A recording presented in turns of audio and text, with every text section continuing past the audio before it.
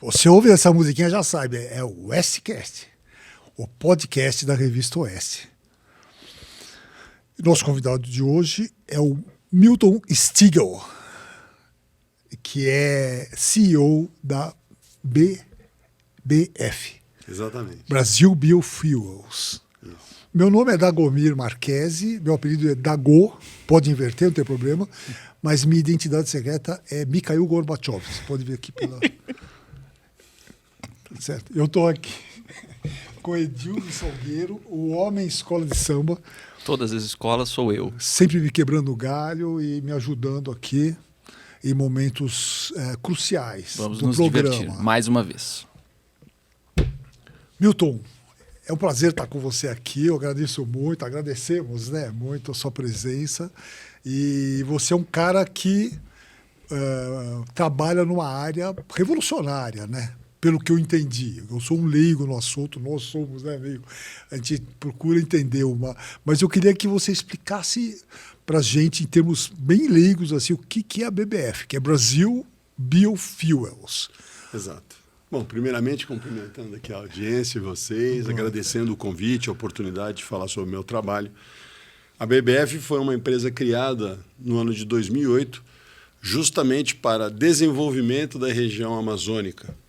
Então, a gente fala muito da Amazônia, que ela ocupa quase 45% do território nacional, mas muito pouca gente fala sobre de que forma que a gente inclui dentro do processo de desenvolvimento do país as quase 30 milhões de pessoas que vivem na região amazônica.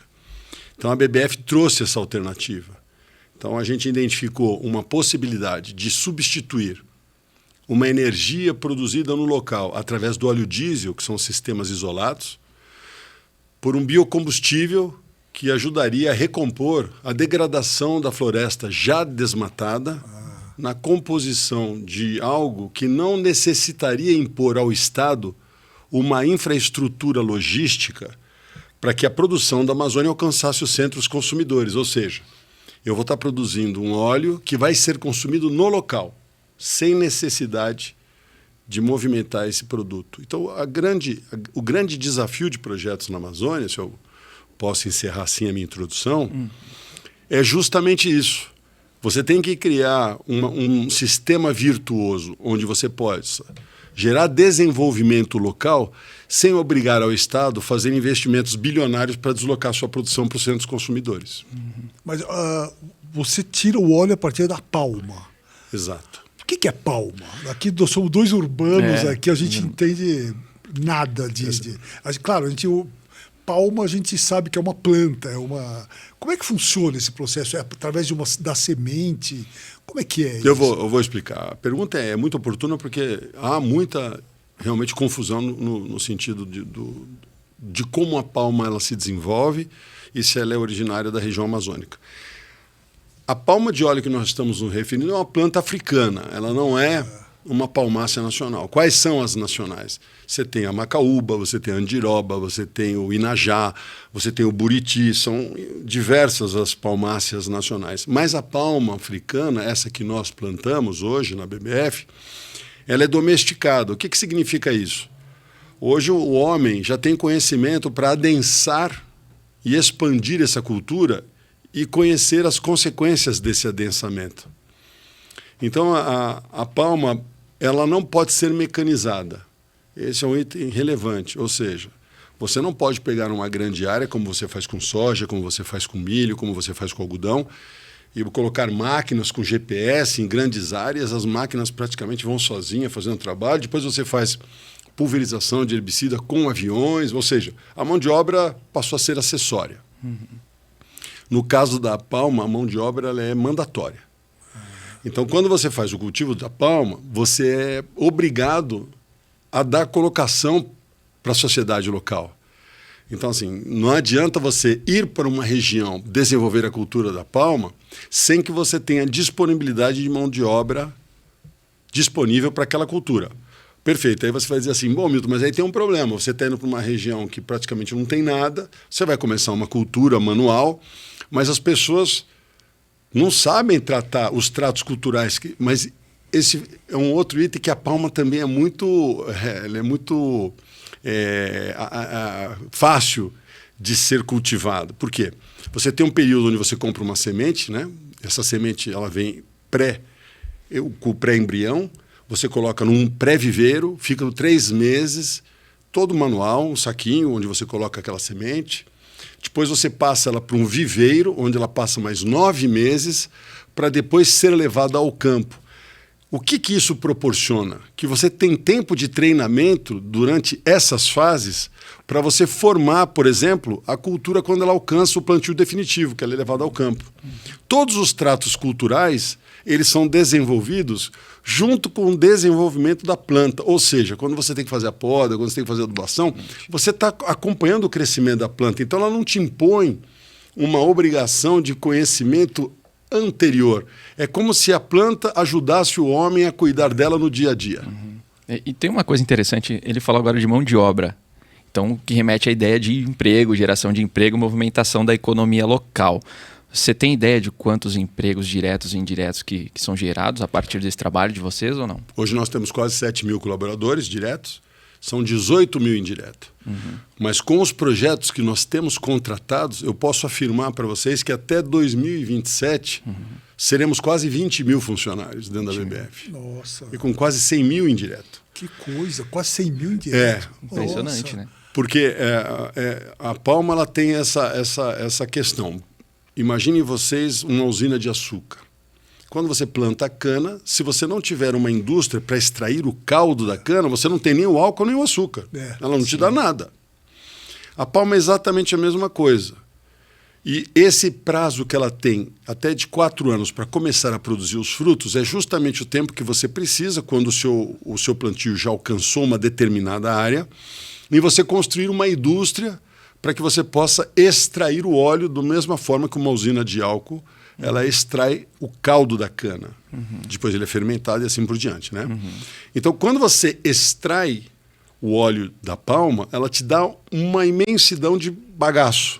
Diferentemente da cana, que tem safra e entre safra, você praticamente produz a cana em 7 meses e você fica 5 meses parado, a palma te dá os frutos o ano inteiro. Há uma concentração em períodos de chuva mais intensa, mas ela produz o ano inteiro. Ou seja, ele é virtuoso na Amazônia, porque aquela carência de energia que eu abri a minha fala começa a ser substituído não pelo óleo de palma transformado em biodiesel, mas também por unidades usando o bagaço da palma como fonte para abastecer uma térmica de energia. Exato. Ah, os dois, então. Você tem os dois. Então, qual é a estrutura que a BBF utilizou? Para os municípios maiores, onde a gente cria o que a gente chama de cluster, onde você tem o plantio, a indústria do esmagamento, que tira o fruto e produz o bagaço, e uma termoelétrica a vapor do lado, igual vocês têm aqui em São Paulo, nas usinas de açúcar também. Só que o problema das usinas de açúcar é que ela só tem bagaço na época da safra.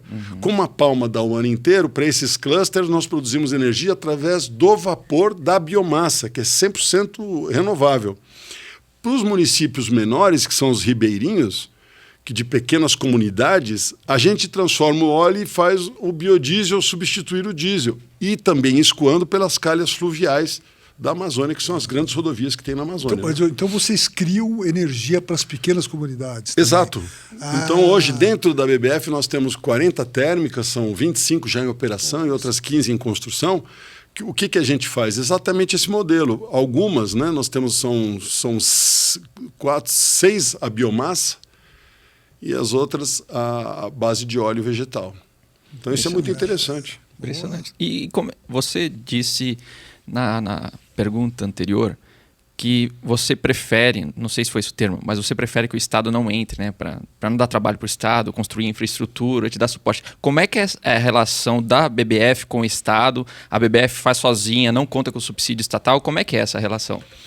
O problema é o seguinte, a região norte ela tem muitos problemas para serem resolvidos. Quando eu digo que não quero, é que eu não acho justo a gente demandar o Estado quando você tem tantos problemas mais críticos que envolvem a sociedade, a questão do saneamento, da saúde, da educação.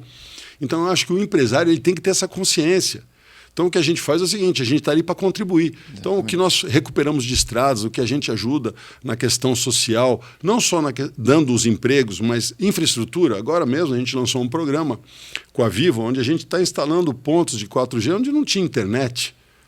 Isso no meio rural mas isso no interior do estado do Pará, que é um estado que, não é verdade, tem 1.250.000 quilômetros quadrados. Você põe ali França, Portugal, Espanha, tantos países dentro do Pará, não é? Então, eu acho que esse é o papel do empresário numa região como essa. Não de drenar o pouco recurso que o Estado tem para um projeto privado, mas cooperar para desenvolver o todo. Acho que essa questão de mentalidade ela tem que ser colocada. E eu agradeço a oportunidade da pergunta para poder esclarecer isso. É bem interessante porque é um evento raro, né? Um empresário que não pede subsídio estatal, não quer ser financiado. O Milton é justamente o contrário, né? Ele pede para não ser, porque logicamente o Estado tem as suas prioridades e o próprio Milton disse isso. Então é impressionante. E uma coisa que pelo que eu entendi, o combustível de vocês é usado em aviação.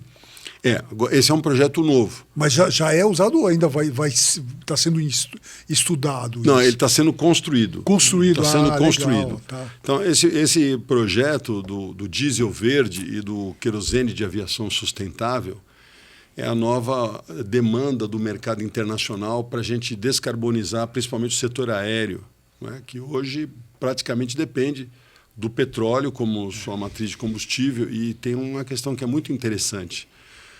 A tarifa para o consumidor, ou seja, uma companhia aérea tem no custo do combustível quase 50% do seu custo total.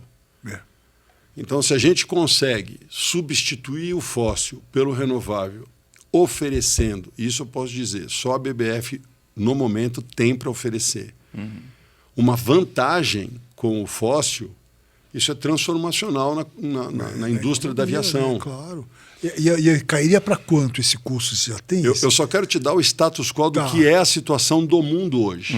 Tá. Hoje, por exemplo, as unidades que têm funcionando na Europa, que acho que são poucas, e nos Estados Unidos, que tem um pouco mais, os Estados Unidos tem 138 refinarias de petróleo, várias estavam paradas, e com esse advento do HVO e do SAF, que é o nome em inglês para o diesel verde e para o querosene de aviação sustentável, muitas companhias ressuscitaram algumas refinarias para fazer esse coprocessamento. Basicamente, você deixa de entrar com o óleo bruto do petróleo e entra com o óleo vegetal. E você faz um craqueamento com hidrogênio a altas pressões e temperaturas, onde você quebra as moléculas de dupla ligação de carbono que tem na cadeia do óleo vegetal e pendura ali um hidrogênio. Você faz um hidrocarboneto. E aonde tiver um OH, você também põe um hidrogênio e tira na forma de água. Então é interessante porque você pega uma molécula de óleo, por exemplo, o óleo de palma é muito interessante porque ele tem cadeia longa, ou seja, ele consome menos hidrogênio para uma planta de diesel verde e SAF do que, por exemplo, o óleo de soja, que tem uma cadeia menor. Então você vai precisar mais hidrogênio, você vai precisar usar mais catalisador para fazer o produto. Mas o que é interessante? A lei no Brasil, que foi feita em 2010, e é importante a gente falar isso, ela restringe o plantio de palma dentro da floresta amazônica apenas em áreas degradadas até dezembro de 2007. Isso é importante. Então, assim, a Embrapa, né, o professor Evaristo de Miranda, que escreve, que conhece isso como ninguém, porque sabe eu leio os textos dele, por isso que eu sei que ele escreve na Revista Oeste. Ele diz que nós temos mais de 80 milhões de áreas degradadas no Brasil, né? Que são o quê? Ou pastos pobres, ou realmente áreas abertas e que não tem uma atividade agrícola. E no caso da lei para a floresta amazônica, para a cultura da palma, o governo federal chamou a Embrapa para que ela também fizesse o quê? Não só a identificação de área degradada para ser recuperada, mas aonde a cultura da palma teria aptidão. Então, ela dividiu essas áreas degradadas, identificou 31 milhões aptos para a cultura da palma e também separou por níveis. Preferencial, você praticamente tem tudo pronto para você desenvolver a cultura, com muito pouco risco de você ter sucesso. Áreas regulares, que precisam de alguma correção, seja no solo, na questão topográfica. E marginais, que são aquelas que precisam de um complemento de água, ou seja, você vai ter que fazer algum investimento a mais na irrigação. Mas olha que trabalho fantástico. e proíbe a cultura de palma no Brasil, fora essas áreas. Então, veja, na região norte, você pode comprar um pedaço de terra, abrir 20% para desenvolver uma cultura e permanecer com 80% da reserva legal. Isso é o que diz a lei hoje no Brasil. Na cultura da palma, você não pode abrir nenhum hectare. Nada. Só onde já foi degradado até dezembro de 2007, que está em fotos de satélite georreferenciada e fazem parte integrante da lei. Isso é muito interessante. Com este objetivo e com essas pré-condições que eu coloquei para vocês, eu digo que a gente consegue produzir um óleo muito barato. Porque são locais onde a terra não tem grande procura para a agricultura, porque elas estão longe das questões logísticas e portuárias que você consegue agregar valor. Se você desenvolve um projeto como esse que nós estamos fazendo, construindo uma planta em Manaus, ou seja, eu vou produzir no interior de Roraima e vou escoar ali mais ou menos uns 500 quilômetros para industrializar isso em Manaus, na Zona Franca. Eu garanto que até um barril de $50, a gente vende o diesel e o querosene de aviação sustentável e a Petrobras não vende o diesel e o querosene fóssil. Mas por que tem essa limitação para o óleo de palma? Qual a razão burocrática? A razão burocrática é que o óleo de palma foi altamente investido como desenvolvimento econômico para 3 países no Sudeste Asiático. Eu vou falar em ordem de grandeza, o maior para o menor. Indonésia, Malásia e Tailândia. E eles acabaram com as florestas naturais. O orangotango quase foi extinto da Indonésia. Eu ia falar isso, perguntar isso para você. O mundo ficou em choque com o resultado da violência e da forma abrupta que essa cultura tomou conta do Sudeste Asiático. Então, qual era o grande medo da sociedade desenvolvida? Que como a palma só é possível de ser cultivada na linha do Equador, você tem ali um pedaço da África e o grande... É a Indonésia, né? É o Brasil. Ah, tá. A Indonésia e a Malásia, que são os maiores produtores, eles têm 85% do óleo de palma produzido no mundo, que é o óleo mais consumido pela humanidade. Olha o que eu estou dizendo. Não é o óleo de soja, não é o óleo de milho, não é o óleo de algodão, não é o girassol. O óleo mais consumido pela humanidade é o óleo de palma. Nossa. Cara. Só que esses 2 países têm hoje, mais ou menos, 15 milhões de hectares plantados. Acho que nesses 15 milhões até inclui a Tailândia, tá? Nós temos 31 milhões de hectares degradados na Amazônia. Olha o que nós estamos mostrando para o mundo. Nós temos 2 vezes o Sudeste Asiático sem derrubar uma árvore no Brasil. Que é fantástico. O mundo deveria fazer o quê? Nos aplaudir. Exatamente. Mas só que tem um probleminha que precisa ser colocado aqui também. A geopolítica. Imagina o Brasil sendo o maior produtor de óleo vegetal, que automaticamente nós seremos o maior produtor de biocombustível de segunda geração do planeta. E isso é aberto, essa questão geopolítica? Vocês Não, notam, isso é velado? Então, o que faz? Ficam pegando modelos do Sudeste Asiático Certo. e replicando para nós. Ah. Então, por exemplo, eu vou dizer para vocês aqui, o óleo de palma é praticamente banido hoje para biodiesel na Europa e nos Estados Unidos. Por quê? Isso foi feito por conta da Indonésia e da Malásia. Aí, quando a gente se apresenta, eles falam assim, olha, o Brasil hoje não representa 2% da produção de óleo de palma do mundo. Nós não vamos mudar uma legislação europeia e americana para biocombustível por causa de que vocês são irrelevantes. Mas eu falo, aí é a questão do ovo e da galinha. Porque enquanto vocês fazem isso, nenhum brasileiro se interessa em cultivar. Então, a gente fez uma legislação. Nós criamos um arcabouço jurídico que dá segurança para o investidor. Ou seja, se um banco me financiar, ele sabe que pelo georreferenciamento, por uma lei federal, ele tem como pegar as coordenadas, que é obrigatório por lei, todo projeto, né, que vai ser licenciado para qualquer cultura no território nacional, ele precisa vir com georreferenciamento. Então o banco tem certeza que eu vou estar plantando numa área degradada. Mas vocês não liberam. Então o cara fala, bom, tudo bem, eu planto e vou vender para quem? Bom, não tem o mercado. Absurdo, então fica o ovo e a galinha. Ovo e a galinha. Então assim, não, enquanto o Brasil não for relevante na cultura da palma, nós não vamos nos debruçar sobre esse tema. E continuam banindo o óleo de palma. É o que então, a União Europeia e órgãos relacionados? Exato. Então o que acontece é que quando eu chego nos investidores, vamos dizer assim, aqueles que têm intenção, e eu quero atrair mais companhias, a BBF não tem intenção de plantar os 30 milhões de hectares, nem tem condição. O que eu quero é que mais pessoas se entusiasmem por esse projeto e vão desenvolver. Porque quando a gente está fazendo isso, a gente recupera as florestas, né? A cobertura vegetal, você recupera os cursos d'água, a biodiversidade, porque animal na floresta, ele não passa em área descampada porque ele tem medo. Sim, claro. Não é? Eu sempre falo isso, quer dizer, onde o passarinho não pôde pousar, como é que ele pode polinizar comendo uma fruta e defecando a semente, se não tem uma árvore para ele assentar? Aquele lugar continua vazio. Então, assim, é um ciclo viciado que nós estamos. E o que eu quero é transformar aqui num círculo virtuoso. E para isso era importante ter o mercado impulsionando. Era importante que a Europa desse uma resposta, que os Estados Unidos dessem uma resposta. Mas eles sempre me respondem dessa forma.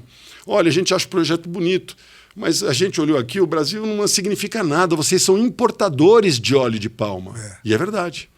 Por enquanto, né? Exato. Mas então, essa é uma ação... Né, que eu até tenho me aproximado do Ministério de Relações Exteriores. Eles estão trabalhando para mudar essa... Porque existe um vídeo dramático, para botar em outros termos, né? Quem sabe a União Europeia se toque. Existe um vídeo super dramático de um orangotango combatendo uma motoniveladora. Não sei se você viu. Ele está pedindo para parar. É um negócio chocante. É chocante. Então a gente pode dizer assim, arrepia, cara. Arrepia. Você pode dizer assim, salve os orangotangos, apoie o... porque aí pegam eles, né? Só desse jeito. É uma maneira de você apoiar. Eu pensei nisso. Quando eu soube da sua atividade, eu pensei nisso em orangotango, sabe? Porque é um massacre, é terrível. Mas a gente não pode deixar de falar também que quando as pessoas mapeiam o Brasil, é difícil apoiar o Brasil porque as pessoas têm muito medo do Brasil. Um país que tem petróleo, que tem a costa que nós temos, que tem gás, que tem minério, não é? Tanta área agricultável. Eu sempre falo isso para as pessoas e elas se assustam. O Brasil utiliza 14% do território nacional para o agronegócio, gente. Esses números foram dados pela NASA. O professor Evaristo sempre traz esse tema. Estou citando aqui o nome dele porque eu sei que vocês têm acesso, porque ele escreve. E é fácil checar o que eu estou falando. Então, 14% e a gente é líder em tantas culturas. É laranja, é café, é cana-de-açúcar, é soja, não é? Vamos ser também no milho. Estamos crescendo muito no trigo agora. Vamos alcançar a independência da produção do trigo para os próximos 5 ou 10 anos. Então, assim, o Brasil... é uma potência já. Então, quando eles olham para esse outro lado, né? Quando o Brasil começa só a fornecer produto primário, mas quando ele começa a produzir algo, como óleo de palma, que pode ser comercializado, industrializado e uma gama de produtos incrível, depois, se vocês me derem a oportunidade, eu quero falar um pouquinho sobre a gama de produtos que nós temos no pipeline da companhia para trazer para o mercado doméstico, que são muito inovadores. Mas, antes disso, eu queria... Já que você levantou a bola, falou do Evaristo, eu queria saber o que você acha da Oeste. Ou seja, vamos levantar um pouco a bola, o fato de eu ser leitor já diz o que eu acho. Vocês estão de parabéns pelo trabalho. Isso assim, eu tenho 2 irmãs que moram nos Estados Unidos. Uma mora em Nova York e a outra mora em Los Angeles. Uma numa ponta, uma está no Atlântico e outra está no Pacífico. E eu sempre discutia com elas no início do projeto, porque elas tinham vergonha, né, quando apresentavam para alguém, dizer, não, meu irmão, ele planta no Brasil e na Amazônia. Elas falavam acabrunhada com vergonha, porque elas sabiam, vai tomar paulada. Vai ser julgada ali. Exato. Mas Amazônia, o que é isso? E eu falei para elas, vocês têm que se orgulhar. Vocês têm que se orgulhar. Não é? A gente tem que chegar lá fora e dizer o seguinte, não, eu estou contribuindo, porque nós temos a maior cobertura de floresta primária do planeta preservada. Exatamente. Fomos nós que preservamos. Vocês não têm nada para nos ensinar, porque Ao contrário, né? Cadê as áreas primárias de floresta que vocês têm aí? Onde que está? Me mostra. Não é verdade? Exatamente. Então por que ficar cabrunhado? Por que ter essa vergonha de falar do Brasil e do agronegócio brasileiro? Isso é uma loucura. E a Oeste faz isso. Não tem então, essa vergonha, isso, né? Eu falei para me desviei da resposta, mas eu queria concluir. Você foi muito... Mas a Oeste faz isso. E o Edilson aqui vai aproveitar que o embalo... Essa é a hora. É a hora de falar por que é importante assinar a Oeste. O Edilson sabe tudo sobre isso. Sei, mais ou menos. Por que é importante assinar? Porque, assim como o Milton, a Oeste não aceita patrocínio estatal. A Oeste se sustenta com os seus recursos, com a sua ajuda. Então, ao assinar a Oeste, você tem, além deste podcast com o Milton, além do Oeste Sem Filtro, além de todos os programas na grade, como o do Silvio, que é o Estúdio Oeste, As Liberais com Paula Leal e com a Branca Nunes, você tem uma coleção de artigos e reportagens toda semana ali. Está entre 15 e 16 textos semanais. Então você vai ler o Guzo, a Ana Paula Henkel, o próprio Augusto Nunes, o Guilherme Fiuza, o Rodrigo Constantino. Então tem toda uma sorte. Não, você pula. Você pode pular porque você vai perder tempo. Brincadeira, mas é verdade.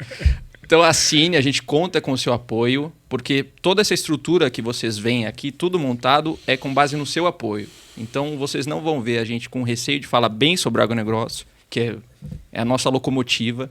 Então, a gente espera o seu apoio e continue conosco, não é isso? É isso aí.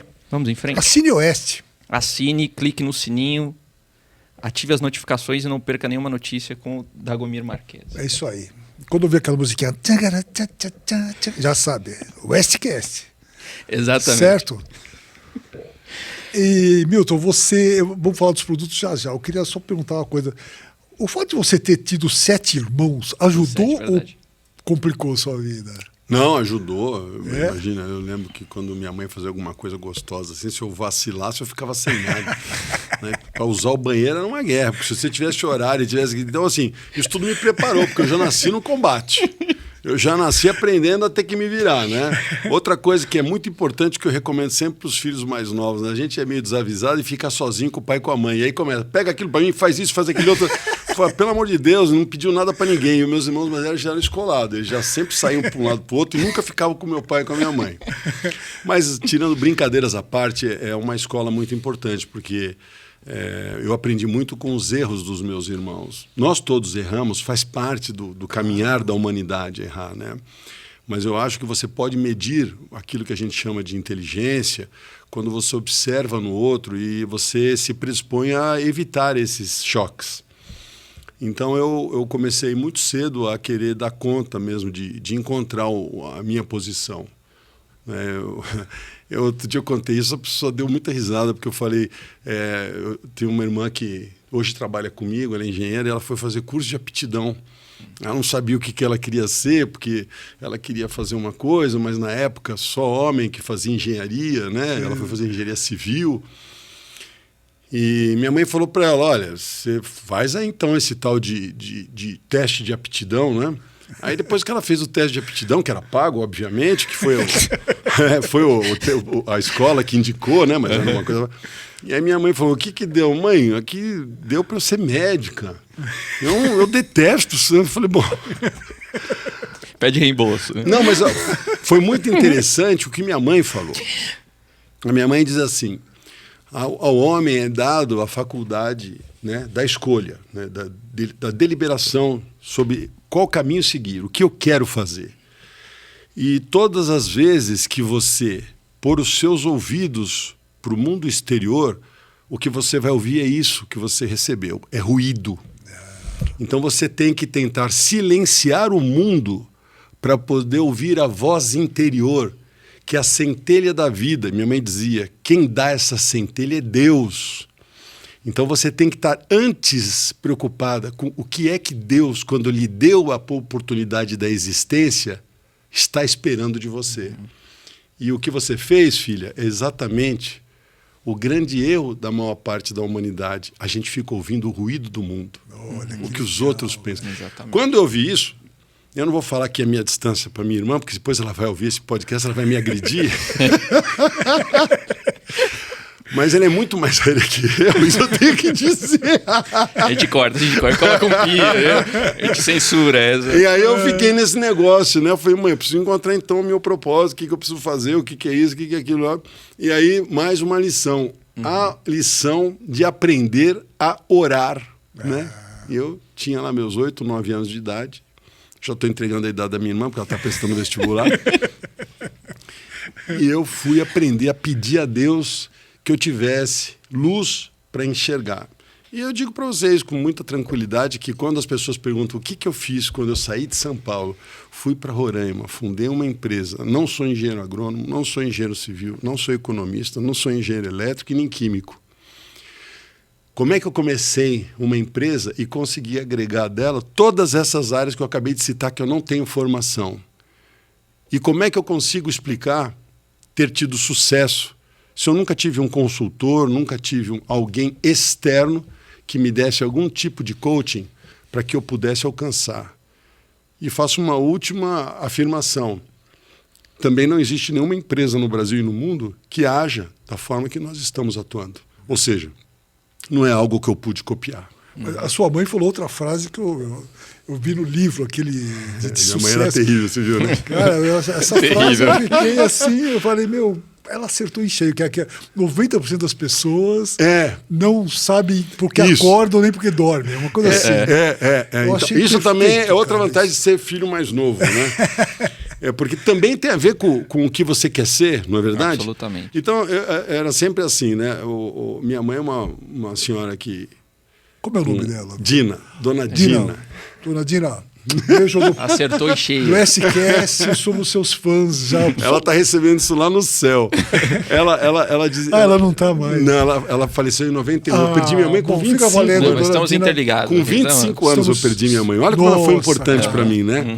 Nossa. Mas era sempre assim. O que eu vou falar aqui também é bom de se falar, porque as pessoas têm que entender que todos nós temos as nossas fases. Eu não estou dizendo que as pessoas que falaram isso eram pessoas ruins, porque são os meus irmãos, mas o problema é o seguinte, na década de 70, né, eu nasci em 66, na década de 70, tem aquele negócio dos hippies, do feminismo, do grito de independência, para todo mundo ter aquela tal da liberdade, que era né?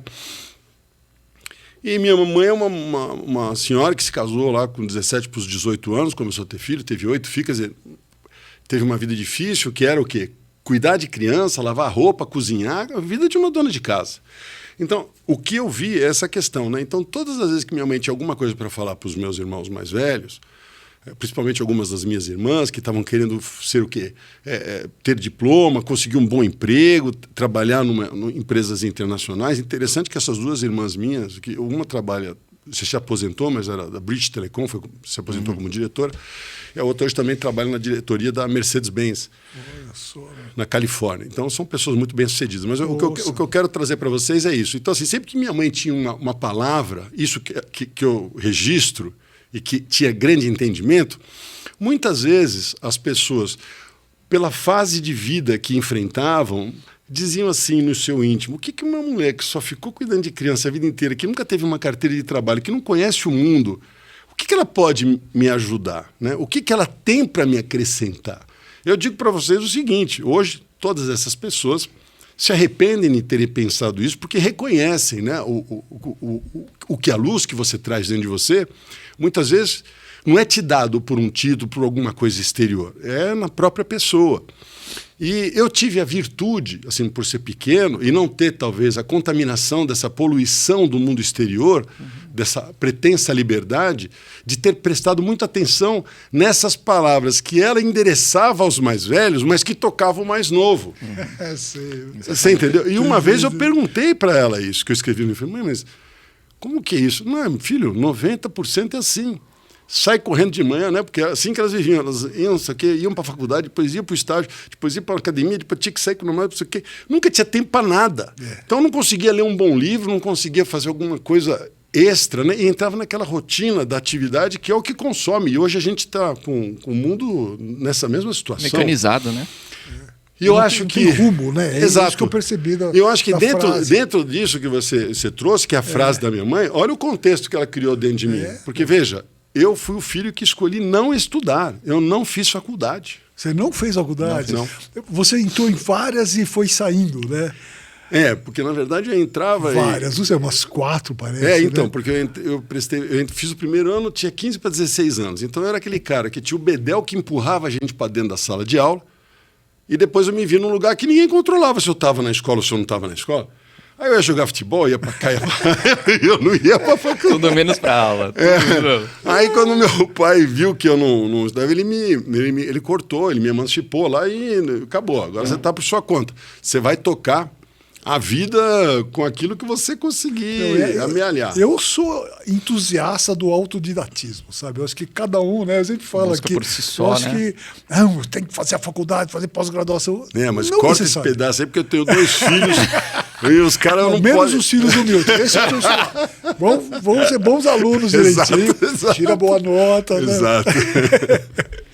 Mas você estava... perguntar, pegando carona, então, como é que você chegou na BBF? Como é que foi essa construção, então, da carreira, já que você não optou pelo caminho convencional, que é a universidade, enfim, como é que você chegou até aí? Tá bem explicadinho lá no livro, né? Quer dizer, foi uma situação divina mesmo, uma indicação de Deus, porque eu estava aqui em São Paulo e ia almoçar com um amigo meu, que é um grande negociador de jogador de futebol, muito famoso hoje. Que ano isso, meu? Foi, acho que 2002 ou 2003.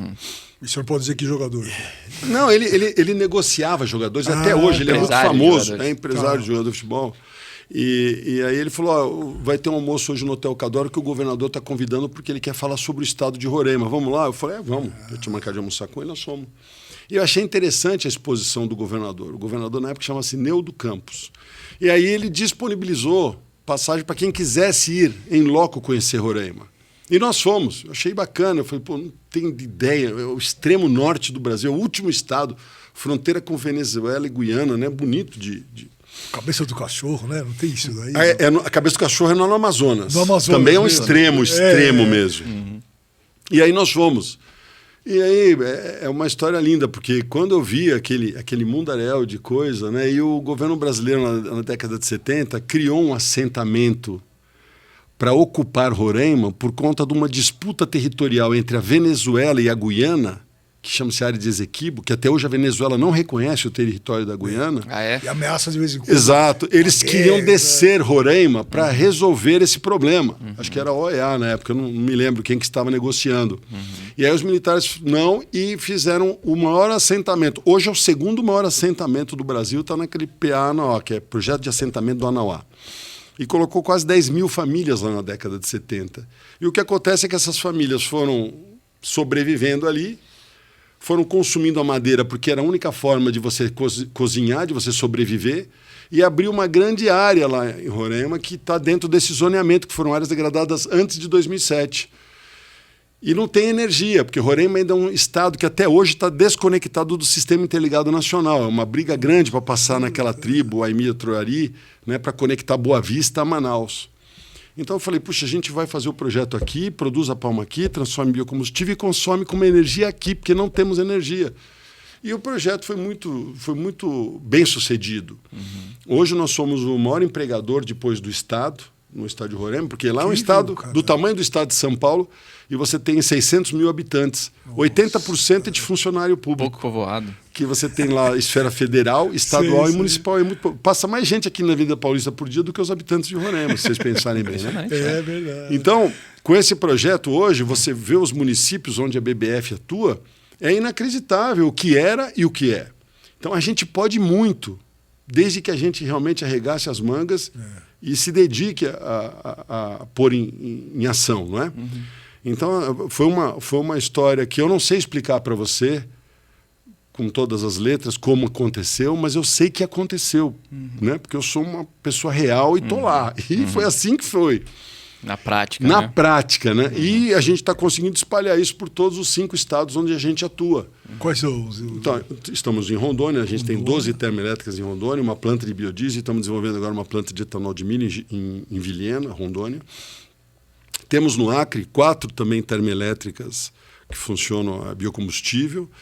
Temos no Amazonas 8 termoelétricas, mais uma planta de biodiesel que está sendo construída com financiamento do FINEP em Manaus, que é uma planta 100% biodegradável, biocombustível.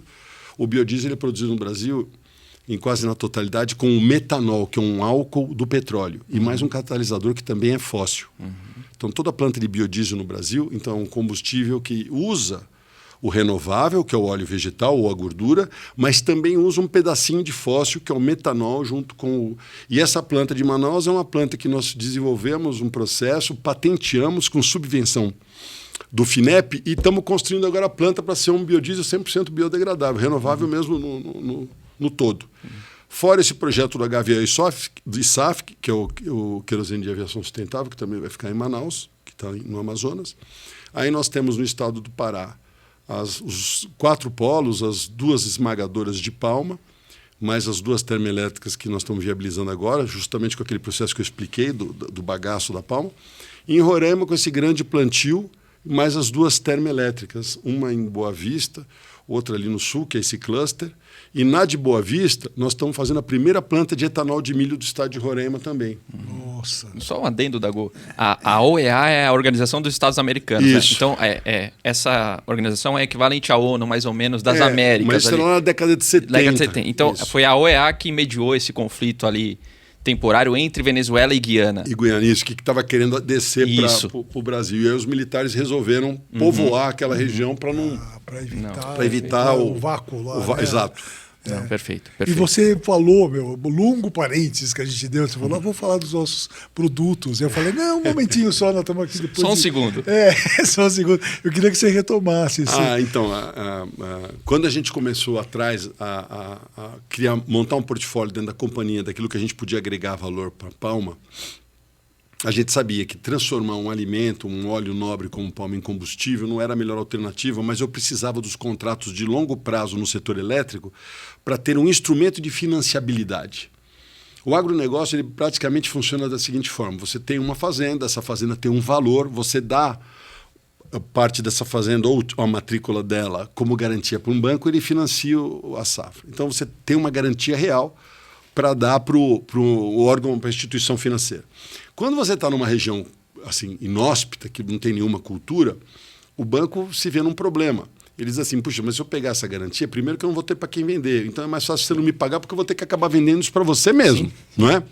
Então, assim, eu preciso ter uma garantia. Qual é a garantia que eu tenho que eu financiando o cultivar, você vai me pagar com a produção? Aí a gente mostrava o contrato de energia, que são os PPAs.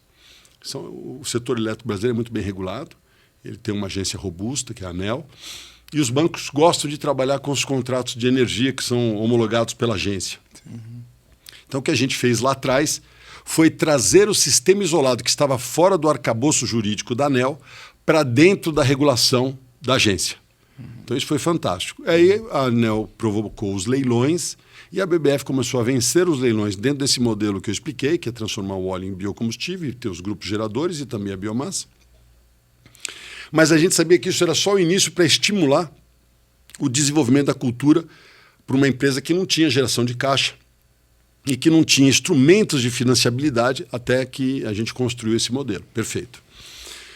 Bom, o que a gente pode fazer a mais com o óleo? O óleo de palma é imensamente usado dentro da indústria de cosmético, de healthcare. E pouca gente sabe disso também. Por isso que é o óleo mais consumido pela humanidade, não só pelo alimento, mas também por tantas questões hoje da indústria química. Eu vou dar um exemplo para vocês. Tem uma indústria aqui no Brasil chamada Oxiteno, que era do grupo Ultra, foi vendida para um grupo asiático chamado Indorama por 1 bilhão e 700 milhões de dólares. O que faz a Oxiteno? A Oxiteno pega o etileno, que é do petróleo, faz o óxido de eteno, não é? É uma mistura de gás com gás. Depois ela pega a noz do fruto da palma, que chama óleo de palmiste, ou CPKO, que é o nome em inglês, a sigla em inglês. Ele é o maior importador dessa matéria-prima na América Latina, essa empresa Oxiteno. E ela transforma esse azeite, esse óleo, num álcool graxo, que chama. Depois ele junta esse óxido de eteno com esse álcool graxo e faz um produto que chama etoxilado, que ela é líder global, e é um produto que tem alto valor agregado. Então, um dos projetos que nós temos dentro da companhia é esse.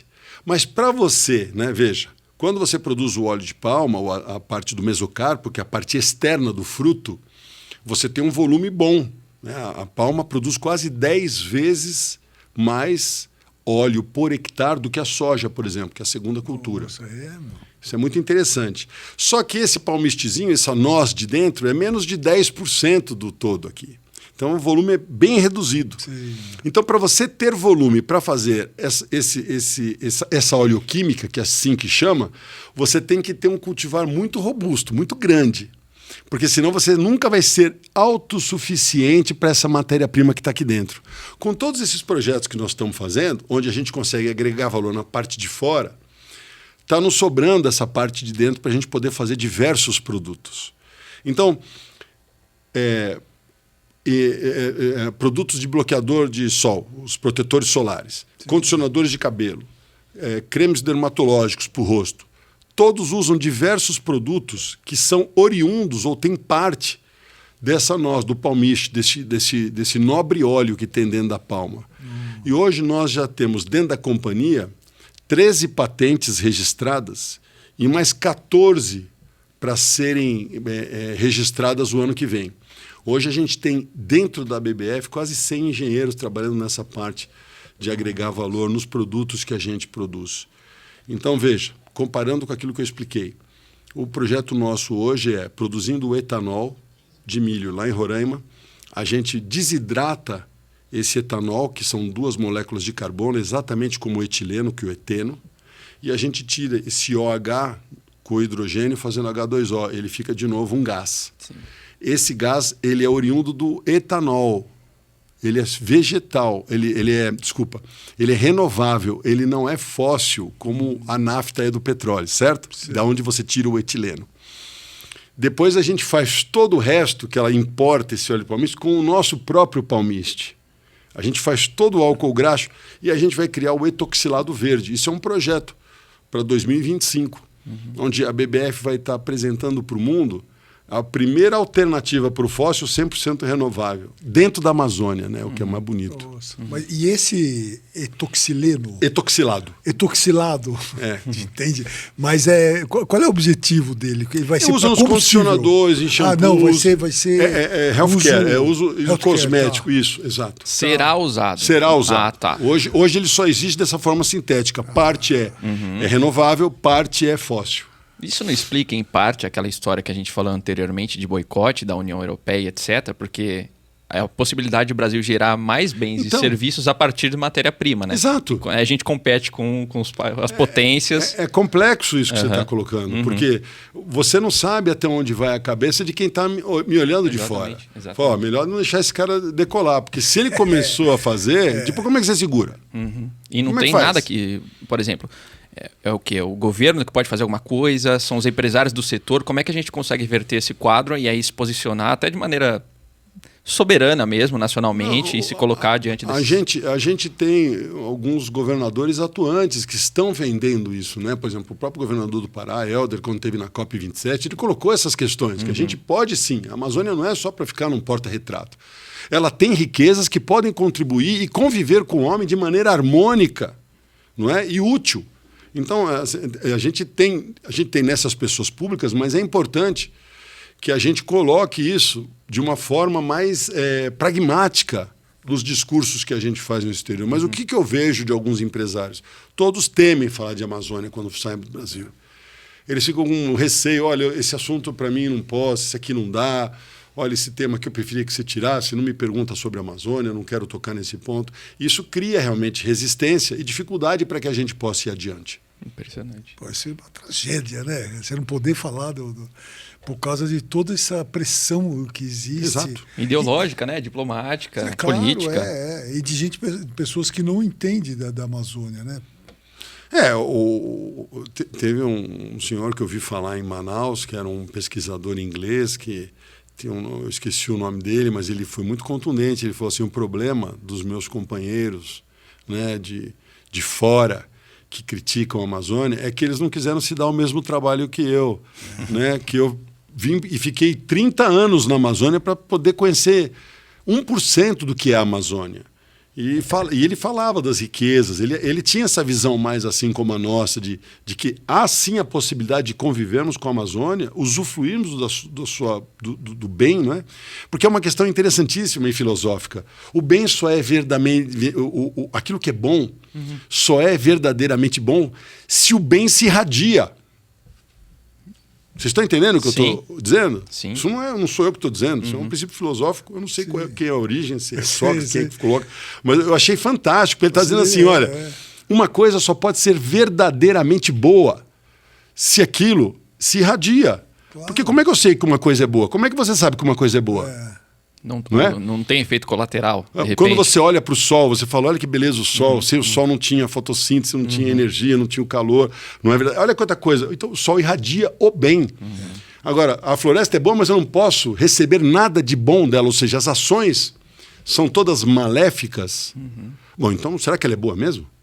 É verdade. Não é? Aí vira aquele inferno verde, né? Então, aquela visão hostil, né? Exato. Então, se você conseguir se integrar na floresta, não é? E junto dela extrair o que ela está te oferecendo, é a mesma coisa, é o seguinte, eu botar uma placa solar, eu estou fazendo mal porque eu estou capturando a luz do sol, eu estou ofendendo o sol, mas será que o sol não está feliz em saber que ele está podendo te gerar uma energia mais barata? Não é verdade? Então, eu chamo de assim, uma situação neurótica, onde que parece que o homem é o demônio do mundo, né? Se a gente veio aqui só para destruir, só para fazer o mal. Agora, quando a gente está com um barco no mar, fazendo uma pesca oceânica com rede, e o mundo convive com isso. Uma outra coisa que me chama muito a atenção é que nós temos aqui na nossa cidade um rio que é um esgoto a céu aberto. Desculpa a minha sinceridade. São 2 rios. Um prometeram limpar, mas enfim. E aí 50 prometeram limpar. Exato. 200 anos. Tietê e Pinheiros, para quem não é de São Paulo. Então, agora, eu nunca vi nenhuma Greta vir aqui e falar que absurdo, porque isso aqui mata não sei quantas pessoas, cada vez que essas enchentes dão, e nós estamos em época de enchente, e que esse esgoto leva para dentro das residências, ninguém fala nada. Não é verdade? Então, vocês estão vendo como é que é neurótico o discurso? Totalmente. São abstrações, né? Eles podem conviver com uma das cidades mais ricas da América, com o esgoto a céu aberto, mas eles acham que o problema está na Amazônia. Onde eu desafio alguém na Amazônia pegar um copo e pôr em qualquer leito de rio e tomar e passar mal. Não existe isso, gente. O que significa que ela não está sendo degradada, poluída, maltratada, etc. Exato. E você, uma pergunta também meio pessoal, assim, você tem negócios em 5 estados da Amazônia. Como é que é a sua vida, assim? Você está agora em São Paulo, na vida paulista. Mas é dinâmico. Semana passada estava no Pará. Isso que eu queria saber. Retrasada estava em Roraima. É dinâmico. Nômade, né? Nômade. Você fica viajando o tempo todo. Isso me alegra. Claro. Né? Uma outra fase da minha mãe é a última, hein? Prometo. Não, por favor. Fala mais. Por favor. Ela dizia assim, né? Uma vez a gente estava lá numa fazenda do Sr. Nelson, lá em Tambaú, aqui interior, antes de Ribeirão Preto. E ela falou assim, puxa, como a gente se sente bem aqui. Eu falei, é mesmo, mãe, é gostoso, né? É bem rústico, mas é gostoso. Sabe por quê, meu filho? Eu falei, não sei. Aqui tem pouco a mão do homem, é muito a mão de Deus. Quando você está no asfalto, na calçada, no prédio, na casa, é tudo coisa construída pelo homem. Você não tem contato com aquilo. Quando você está aqui com o pé nessa terra, é terra divina. Aqui é a mão de Deus. É lindo, né? E eu nunca me esqueci mais disso também. É tanta coisa. Né? Isso aí. Vocês viram que se não fosse minha mãe, né? Eu não seria nada. Tem uma questão, Dago. Só uma última de minha parte. Eu queria que você tentasse explicar, não para esse público mais histérico, mas para as pessoas honestas que querem discutir o Brasil, como é que você consegue conciliar crescimento econômico e desenvolvimento sustentável? Como é que é esse binômio aí? Excelente pergunta. Eu acho que no meu caso, eu tive a sorte, vamos chamar assim, de estar num lugar onde a energia gerada é uma das energias mais caras do mundo. Então, quando eu entendi a logística, né, 5 navios saíam aqui do sul do litoral, aqui do sudeste, aqui em São Sebastião, os navios da Transpetro levavam e desembocavam ali em Belém e em Manaus combustível. E grande parte desse combustível era usado para a indústria, principalmente para a geração de energia. Quando você entende o custo disso, ou seja, você movimentar todo esse volume e a gente não pode deixar de colocar, vai para o navio, depois passa para balsas fluviais, depois para caminhões. Cada vez que você está movimentando o ouro negro da Amazônia, porque você não faz nada sem óleo diesel na Amazônia, você vê que tem ali um pequeno desvio aqui, um pequeno desvio ali. E que em algumas unidades você gastava de 2 a 3 litros de óleo diesel para fazer chegar 1 litro para geração térmica. Nossa, que absurdo. Repete essa frase, por favor. Você gastava de 2 a 3 litros em logística Que absurdo. para fazer chegar 1 litro para geração térmica. Que Geração a diesel é caríssima. Então, irracional.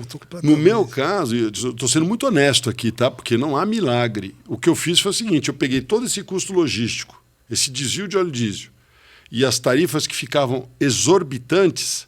Quando você produz no local, todo esse custo logístico é margem para você usufruir. Claro. Então, assim, mesmo que você tenha que fazer alguns reparos, ou você ter, como no caso do biodiesel, por ele ter um poder calorífico 3 ou 4% menor do que o diesel, ele vai ser mais consumido do que o diesel, mas olha o tamanho do range que você está falando de economia para que você se estabeleça. Então, esse foi o grande impulsionador que a BBF teve para trazer essa solução. Então, o que eu fiz? O que eu mostrei para o governo federal à época? Quantos empregos esse diesel que sai de São Sebastião gera na região amazônica? Nenhum! Qual é a contribuição que esse diesel faz? Na verdade, na época, ele era terrivelmente perigoso para a Amazônia, porque ele tinha 500 partes por milhão de enxofre. É o tal do S500, vocês lembram disso? S500. E esse S500 era levado para a Amazônia. Por quê? Porque já começou a ter uma restrição por conta das vias respiratórias das grandes cidades em queimar o S50, que depois virou o S10, ou seja, de 500 caiu para 10%, que era o S50, não sei se vocês vão se lembrar disso, e depois reduziu para o S10, ou seja, só 10 partes por milhão de enxofre no diesel. Eu lembro disso. E lá continuava indo o S500, mas era onde não poderia ir o S500, porque quando você queima o enxofre na forma de combustível líquido, ele sai na forma de SO2, dióxido de enxofre, o SO2. O SO2, quando sobe na atmosfera, ele encontra com o quê? Com a umidade da floresta amazônica, e ele volta como H2SO4, a chuva ácida. E arrebenta tudo. É o veneno diário na floresta. Todos os dias recebendo isso.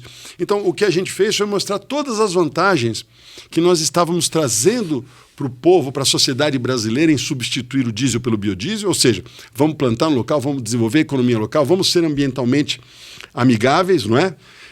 E diminuir o custo, porque fica mais barato ainda. Sim. Ou seja, em nenhum momento eu pedi para que o Estado me subsidiasse. E o que você vê nos países desenvolvidos é justamente o contrário. Hoje o SAF e o HVO produzido na Europa e nos Estados Unidos custa de 4 a 5 vezes mais caro que o fóssil.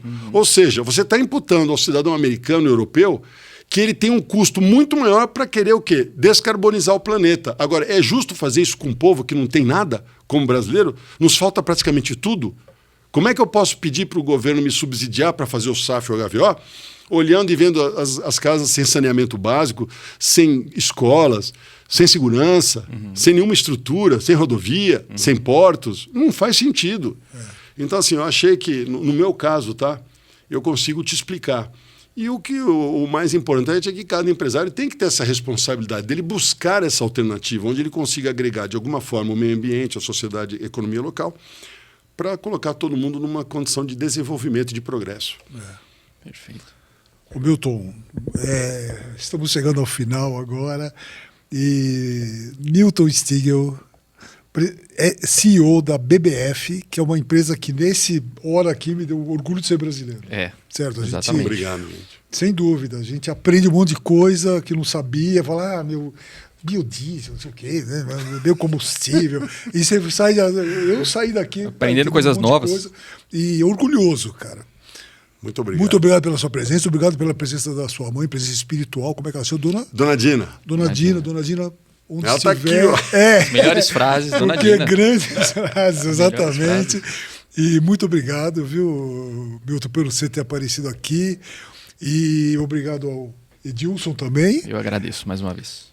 E obrigado a você que nos acompanhou.